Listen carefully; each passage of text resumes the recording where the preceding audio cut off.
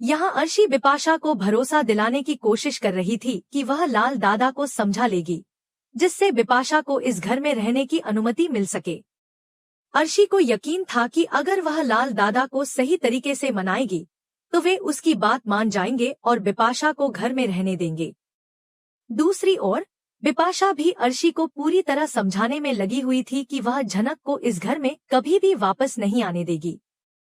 वह अर्शी से कहती है कि झनक को इस घर से दूर रखना ही उनकी सबसे बड़ी प्राथमिकता होनी चाहिए और उन्हें हर हाल में यह सुनिश्चित करना होगा कि कोई भी अनिरुद्ध को झनक से मिलने न दे। बिपाशा चाहती थी कि उसका प्लान पूरी तरह से सफल हो, इसलिए उसने अर्शी से कहा कि वे हर संभव कोशिश करें ताकि झनक को हमेशा के लिए इस घर से दूर रखा जा सके। इसी दौरान झनक जल्दी जल्दी घर से निकलने की तैयारी कर रही थी।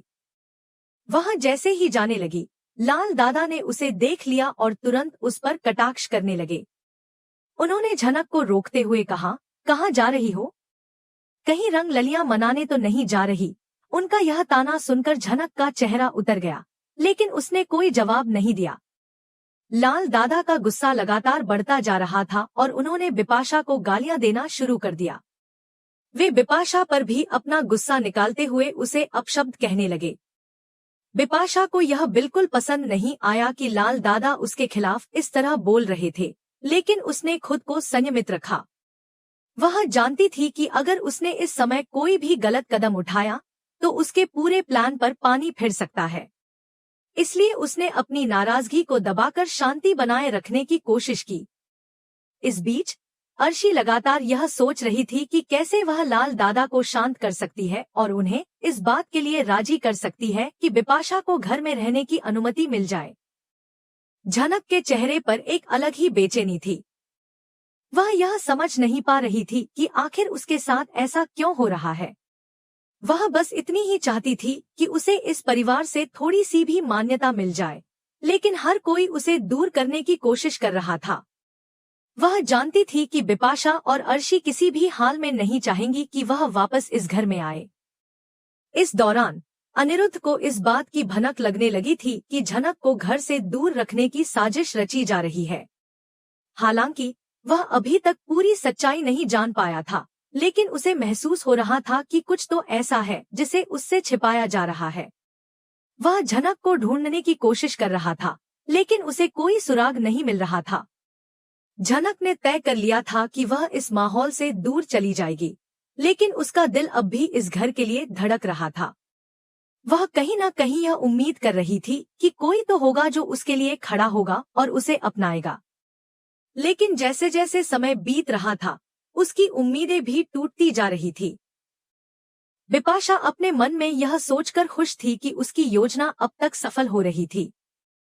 उसे पूरा विश्वास था कि झनक अब कभी वापस नहीं आएगी और अनिरुद्ध भी धीरे धीरे उससे दूर हो जाएगा।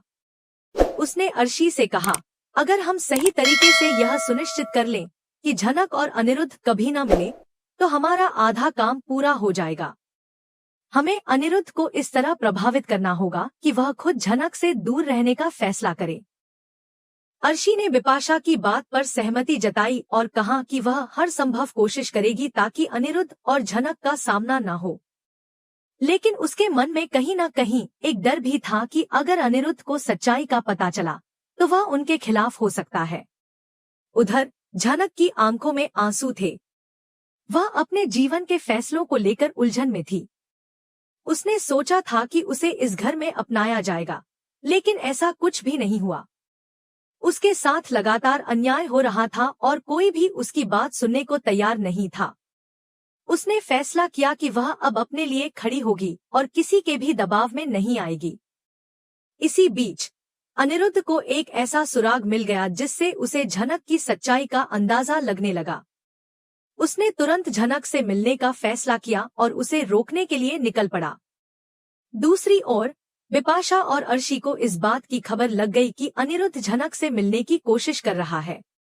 वे घबरा गईं और जल्दी से कोई और योजना बनाने में जुट गई ताकि झनक और अनिरुद्ध की मुलाकात को रोका जा सके। अब देखना यह था कि क्या झनक और अनिरुद्ध मिल पाएंगे या फिर बिपाशा और अर्शी की साजिश एक बार फिर सफल होगी। झनक पर एक और नया इल्जाम लगा दिया गया कि उसने किसी औरत के साथ मिलकर एक बच्चे की हेराफेरी करने और उसे बेचने की कोशिश की है।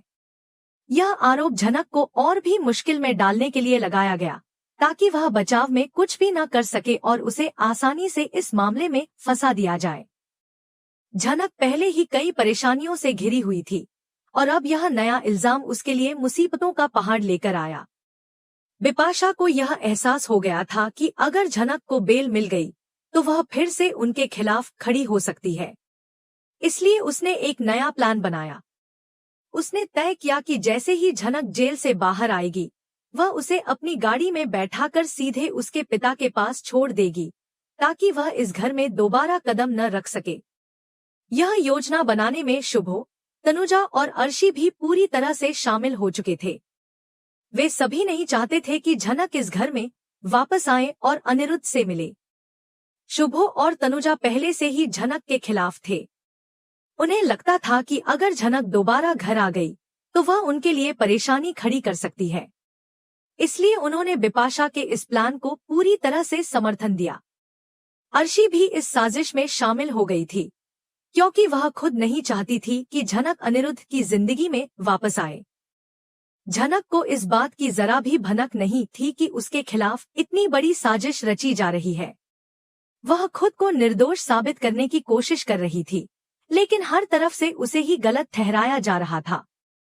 झनक के पास अब बहुत ही सीमित विकल्प बचे थे। वह सोच रही थी कि आखिर उसे इस जाल से कैसे निकला जाए।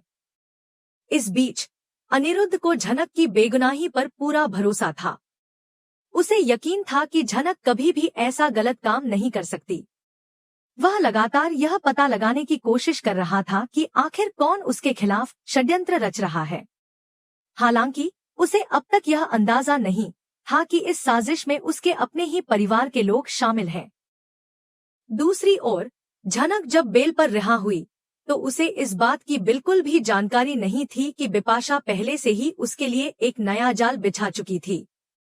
जैसे ही झनक जेल से बाहर आई, बिपाशा अपनी गाड़ी लेकर वहां पहले से ही मौजूद थी। उसने झनक को यह भरोसा दिलाने की कोशिश की कि वह उसकी मदद कर रही है और उसे घर छोड़ने जा रही है, लेकिन असल में उसका इरादा कुछ और ही था। झनक को गाड़ी में बैठते ही एक अजीब सा एहसास हुआ।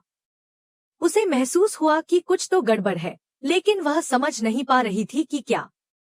थोड़ी देर बाद उसे एहसास हुआ कि बिपाशा उसे घर की ओर नहीं बल्कि किसी दूसरी दिशा में लेकर जा रही है। उसने बिपाशा से पूछा, हम कहाँ जा रहे हैं? लेकिन बिपाशा ने उसकी बात को टालते हुए कहा, तुम्हें जल्द ही पता चल जाएगा।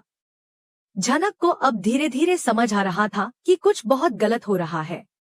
उसने गाड़ी रोकने की कोशिश की, लेकिन तभी शुभो, तनुजा और अर्शी ने उसे पीछे से पकड़ लिया ताकि वह भाग न सके।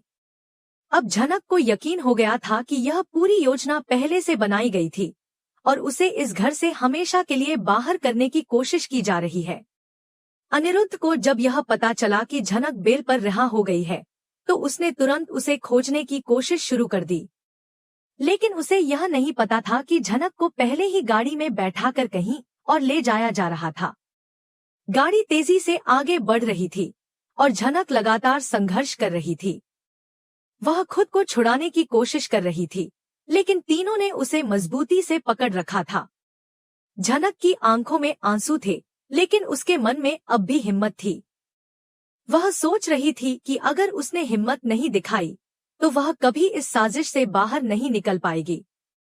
अचानक झनक को एक मौका मिला। गाड़ी एक लाल बत्ती पर रुकी और झनक ने पूरी ताकत से दरवाजा खोलकर बाहर छलांग लगा दी। उसके गिरते ही आसपास के लोग उसकी ओर देखने लगे। इससे घबराकर बिपाशा, शुभो, तनुजा और अर्शी कुछ देर के लिए रुक गए। झनक ने तुरंत वहां से भागने की कोशिश की, लेकिन बिपाशा ने उसे फिर से पकड़ने का प्रयास किया। ठीक उसी समय अनिरुद्ध अपनी गाड़ी में वहां पहुंच गया। उसने देखा कि झनक भाग रही थी और बिपाशा उसे पकड़ने की कोशिश कर रही थी। अनिरुद्ध को सब समझते देर नहीं लगी कि यहाँ कुछ गलत हो रहा है।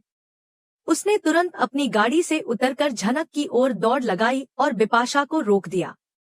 झनक को अनिरुद्ध को देखकर राहत मिली। उसने तुरंत अनिरुद्ध को सब कुछ बताना शुरू किया।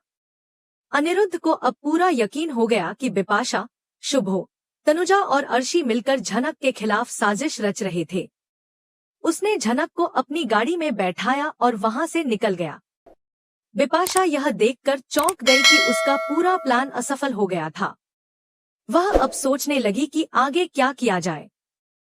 उसने तय कर लिया कि यह लड़ाई अभी खत्म नहीं हुई है और वह झनक को दोबारा फंसाने के लिए कुछ और बड़ा करने की योजना बनाएगी। अब देखने वाली बात यह होगी कि क्या अनिरुद्ध झनक को पूरी तरह से बचा पाएगा या फिर बिपाशा एक और चाल चलेगी। यह सब जानने के लिए हमें अगले एपिसोड का इंतजार करना होगा।